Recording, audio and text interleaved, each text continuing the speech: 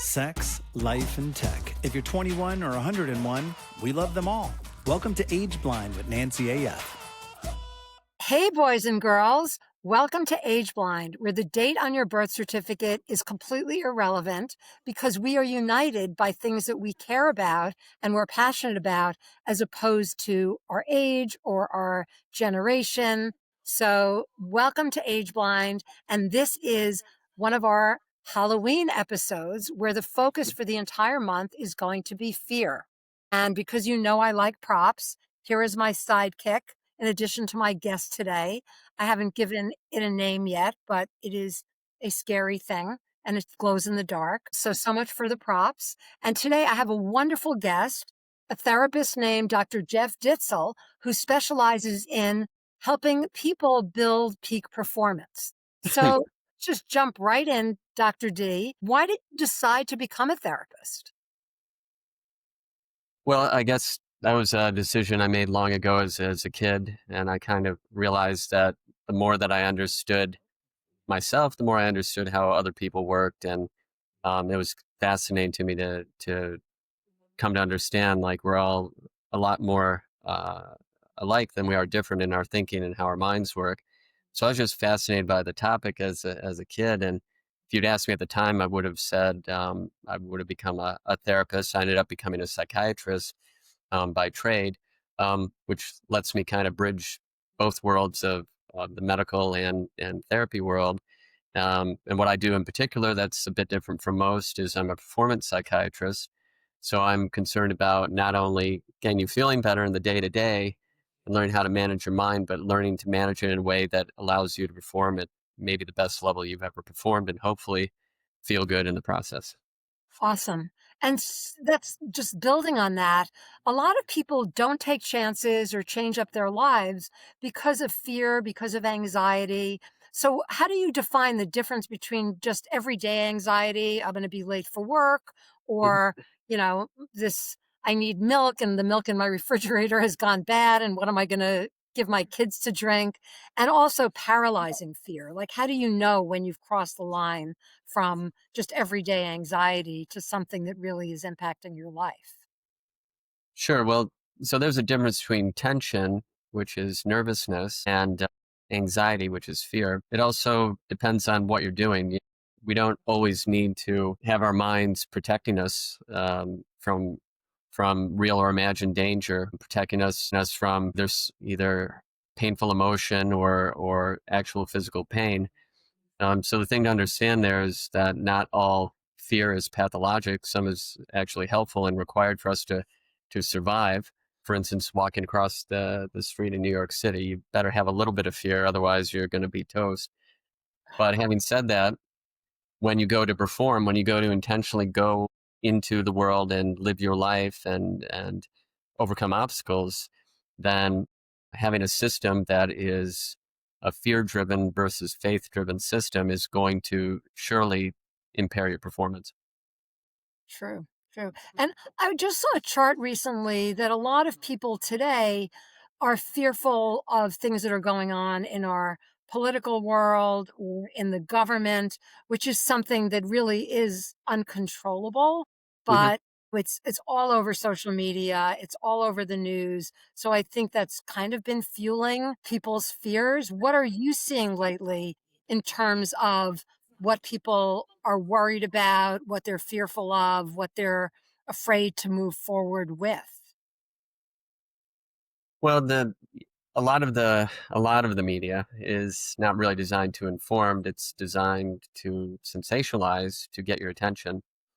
And so what I see generally with uh, a lot of social media or a lot of the news cycle is um, understanding that we humans have a selectivity bias towards negative things that we pay attention to, because negative things the things that can hurt us tend to be viewed as negative by our automatic protective systems. And so we have a vested interest in paying attention to negative things. And I think that, in an effort to distract or to sell, a lot of times topics are brought up that that aren't really designed to encourage discussion, but more to distract us in a fear-driven way, which tends to get our attention and then tends to either get us off topic or, at the very least, get us to pay attention for something to buy. Well, actually, if we can explore that a little bit, since you are a trained medical professional, Mhm. what actually does happen to the human brain when it's processing fear? Because isn't that kind of behind why people look at car accidents or like doom scrolling? What is the charge that that's giving them? Well, I think, you know, it depends on what the person's looking at and again, the context. But one of the reasons that we look at things that might be scary in a controlled setting is a way to get a bit of control over the thing that you can't control.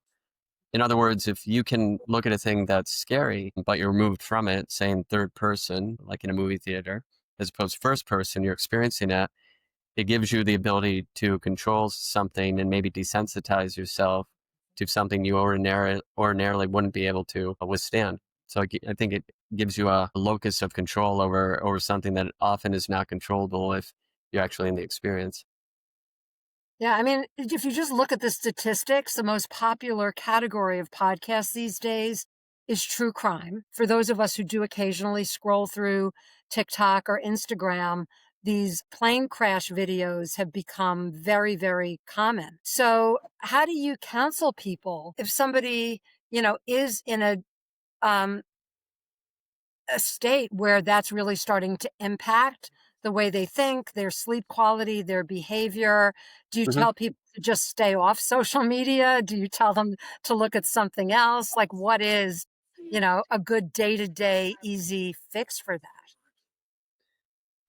The easy fix is to realize that the mind really can't tell the difference between that which we vividly imagine and experience with emotion and the stuff that actually happens, which is why visualization works, right? So the mind really can't tell the difference. So you have to be very, very careful what you're feeding your mind. Everything you read, talk about, think about, the mind is listening and it can be influenced by it. So if you're giving your mind a barrage of scary images and feelings, it's going to be toxified by that and impacted by it. So you really have to discern what you're giving your mind to pay attention to and learn how to focus your attention on things that are empowering and that help you to hopefully lead your life's purpose as opposed to the things that are distracting and maybe scary and toxifying.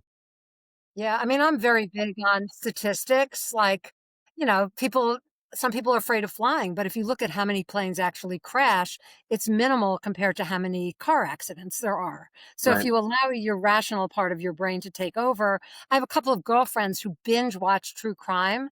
And every time I go out on a date, they're convinced it's going to be with Dirty John or a catfish, and I'm going to wind up in a barrel somewhere. And I'm like, well, I'm from New York. I'm very careful. I Google people. I do reverse image searches. So I do what I can, but I actually don't like it when people are putting irrational fears in my head if I don't already have them. So it's also just a matter of, deciding who you're going to what you're going to surround yourself with on social media, but also who you're going to surround yourself with in your day to day lives. Um, my mother, may she rest in peace, loved to like fear monger. I Mhm. would say I got a Christmas tree and she'd say, oh, I just read an article about a Christmas tree falling over and immolating an entire family. And I'm like, okay, that's one incident, but think of all the other Christmas trees there are in the United States where that doesn't happen. So, I think this next question is a really, really important one. We are living in a world where there is, I think something of a mental health crisis. I think that people are much more willing to seek out professional help than they were before. I think they have more ways in which to do that. A lot of psychiatrists and therapists will now schedule telehealth appointments or give people more options. I'm not a big believer in chat GPT as a therapist, but some people are going down that route. What are some simple ways, when you're screening a new client or talking to somebody, what is that dividing line between, kind of working it through yourself and seeking out professional help?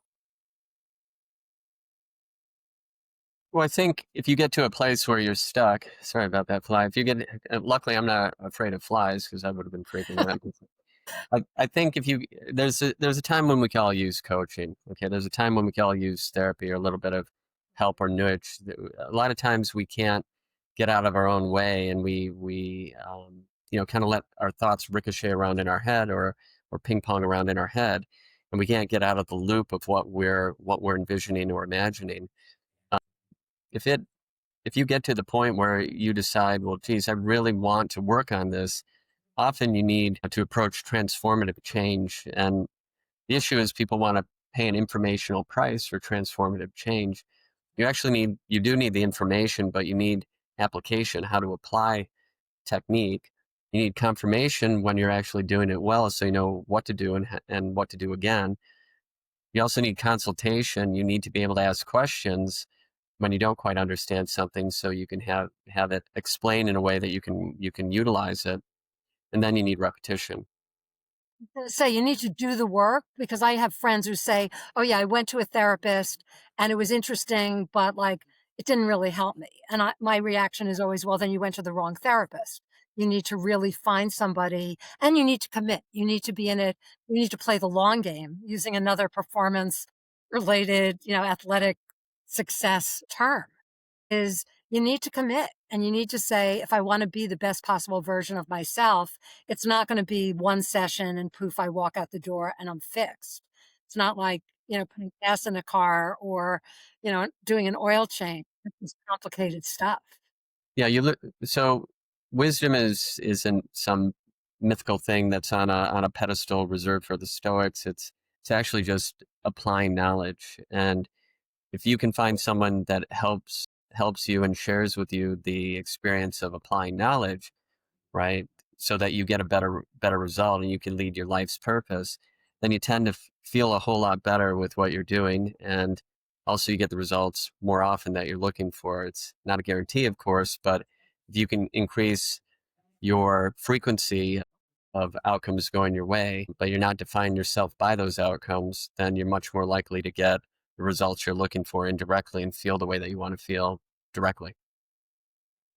Um, And I love everything you've said, Dr. D. Also, just in terms of, you know, performance enhancement, not in terms of like performance enhancing drugs or being able to run faster or score a touchdown, but really day to day performance, the little things. Do you wake up feeling like you can accomplish something? Can you get out of bed? Can you be the best parent you could possibly be? I mean, performance has a lot of different meanings, and you kind of need to start with the end state and say, who do I really want to be when I grow up? One of my favorite books of all time is Portnoy's Complaint, where the last line of the book, you realized he was talking to his therapist the entire time. And the line, not to be a spoiler, is the therapist says, "Okay, now we can begin." Because he had to work through all of that stuff. I call it rear view mirror therapy, is to look back, which I can do now, since I'm almost 70, is say, all right, these were all the experiences I had in my life that brought me to this point. Mhm. Now, what do I want to do the next 30 years? Because we were just talking about the fact that, people are living to be 100 on a regular basis. And I have another really good 30 years left to be the best version of myself, which is part of the whole gestalt of age blind is, you're not a superstar just because you're 29 or 19, and you're not dead just because you're 69. Right. So it's never too late. I remember my grandmother and her third husband thought about going into couples counseling when they were in their 80s. And I remember my mother saying, That's really noble, but they'll probably both be dead by the time they work out their problems." And that ended up not being the case. They lived to 98 and 99, respectively. So I think that was pretty baller of them to say that they were willing to work on themselves in their 80s and fix their relationship. Yeah, I I agree with you. I think the whole purpose of why we're here ultimately is to realize who we truly are and what we're capable of being. A thing that Abraham Maslow called self-actualization, and Jim Murphy in his book Inner Excellence calls selfless actualization. It's becoming who you're fully capable of being. And I think as a pursuit, learning to develop self-mastery and experience the feelings that you actually want to feel, which is wisdom and courage and love and joy, and experience those directly through learning how to master yourself by how you're performing, allows you to indirectly get the outcomes you're looking for the most part anyway. And so instead of pursuing the markings of success or the symbols of success, you actually pursue how you want to feel and use those feelings to empower you to lead your life in a way that you're realizing your purpose. And if you can do that, I think you've got a lot of what of the thing that you're looking for is, which is that deep sense of satisfaction and peace of a life well lived. Yeah, and it's never too early or never too late. A lot of people think that their lives are winding down, but if you, again, going back to the statistics, by 2030, we're going to have so many centenarians. If you just look at how many more people are living to 100 now than lived to 100 back in the 19s when I was born, it's staggering. So we do need to figure out how to remain happy and active and fulfilled up until, potentially 3 digits. So that's pretty heavy stuff. So now for a whimsical question, how do you celebrate Halloween? I generally celebrate it just as I do every other thing. I generally get a hold of my kids and we go and we go out and do something together, and usually it's after a full day and playing with the dogs and all that stuff. So my holidays are my everyday. I'm really enjoying what I do for a living, and it's really not work. It's a joyful effort. So a lot of, the difference between a vacation day for me and any other day is really exactly the same. So let's talk about your kids. Do they lean towards scary costumes or playful costumes? Do you pick their costumes? Do they pick them themselves? Well, they're 17 now, so they're two twin boys. They're more, I think, interested in social relationships and hanging out with their friends. So we'll see Right, what they right. do this year. The tricks, not the treats necessarily. Yes, I remember when my daughter was very, very young, my older daughter, I asked her what she wanted to be for Halloween, and she said she wanted to be a faceless monk. I have no idea where she got that idea from, but, yeah, she had a very vivid imagination, very creative, and so, yeah, I found a faceless monk kind of costume, and she was fine with that, but it's always interesting to see what I have grandchildren now, 7, 9, and the 2-year-old doesn't get a say, but it's always interesting to see what they wanna be for Halloween. Because 'cause I'm doing an episode specifically called The Costumes We Wear, and how, Oh, cool. many adults get a charge out of Halloween just because we get to play out our fantasies or be our shadow selves or whatever we choose to be on that day. But for the little kids, it's all about play and large amounts of candy. Yeah, that's true. That's true. We'll see what my sons come up with this year. It should be interesting. It always is. Cool. All right. Well, thanks, Dr. D. If people want to reach you, what's the best way to get a hold of you? So we're located at 65 Broadway, Suite 901, In uh, what city? Because New this York is a City. okay, New York City. Yep. New York City. So we're New York City, right in the financial district across from Wall Street. And then if you want to reach us, you can just simply call the office at 646-751-7908. And do you have a website?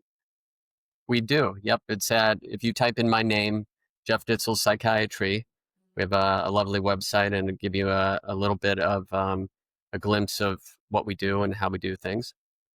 So even psychiatrists today have gotten into the digital marketing game because it's a great way to find the right kinds of new patients and new clients. And obviously, if you're listening to this or watching it, you have found the Age Blind podcast.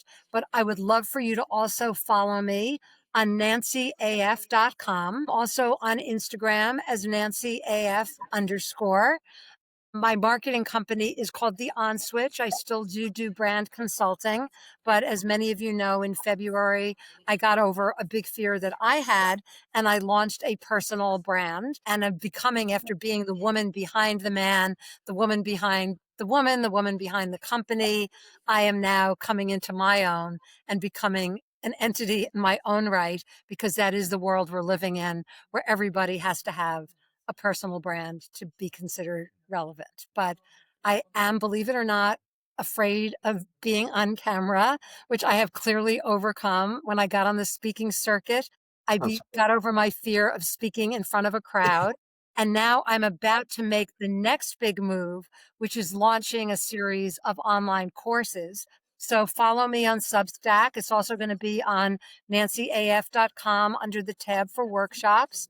And I think it's a great deal. You get 3 workshops for $99 plus a homework assignment, not really difficult, tied to each workshop, and a once a month Zoom where you get to talk with other members of the Nancy AF gang and share your experiences and get help from me and from my associates or my gang members. So thank you for listening. Remember to always be age blind, to work on overcoming those fears. Have a happy Halloween and peace out.